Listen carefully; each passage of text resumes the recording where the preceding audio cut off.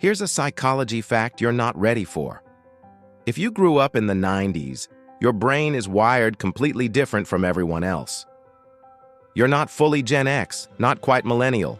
You're the bridge generation, the last to remember life before the internet took over, and the first to adapt to the digital revolution. And psychologists say that transition did something to your brain that can never be recreated. But here's where it gets interesting. Most people are enslaved to their phones. You're not. Here's why.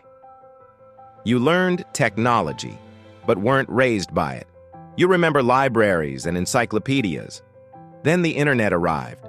Research in neuroplasticity shows this creates flexible digital integration. Your brain built pathways for both analog and digital thinking. You can troubleshoot Wi-Fi and navigate without GPS. You adapt to new tech instantly, but can put your phone down and be present, a skill that's going extinct. And this next part explains why you're so comfortable alone. You experienced real soul-crushing boredom, and it made you stronger. Saturday morning cartoons ended at noon. Then what? No streaming, no social media, just you and your imagination. Neuroscience shows boredom activates brain regions for creativity and problem solving. Your brain learned to generate its own entertainment. This is why you can sit through meetings or road trips without needing constant stimulation. But here's the skill younger generations will never have. You can read people. Most can't anymore. You passed notes, called friends' houses, made plans without texts. You learned body language and real social cues first, then added digital communication as a tool, not a replacement. Studies show face-to-face interaction during childhood creates stronger empathy. You got that foundation, then added digital fluency. This is why you can have difficult conversations in person and actually read a room. And here's why you spot lies faster than anyone else. You trust nothing because you learned the hard way. You grew up during the Wild West of the internet. No filters.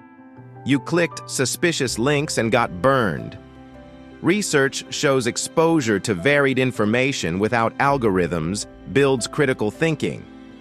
You developed BS detectors through experience. This is why you spot misinformation faster than both older folks who trust everything and younger people who've been algorithm-fed. But here's what really set you apart. You had freedom without being feral. And that balance made you unstoppable. Your childhood supervision was just right. You walked to school, rode bikes, explored, but you also called when you arrived and had curfews. Psychology calls this monitored independence, and it produces optimal outcomes for self-reliance.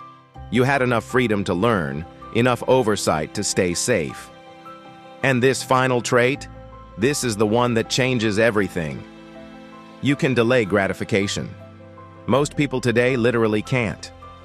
You waited a week for the next episode, saved for months to buy a CD, waited for photos to develop.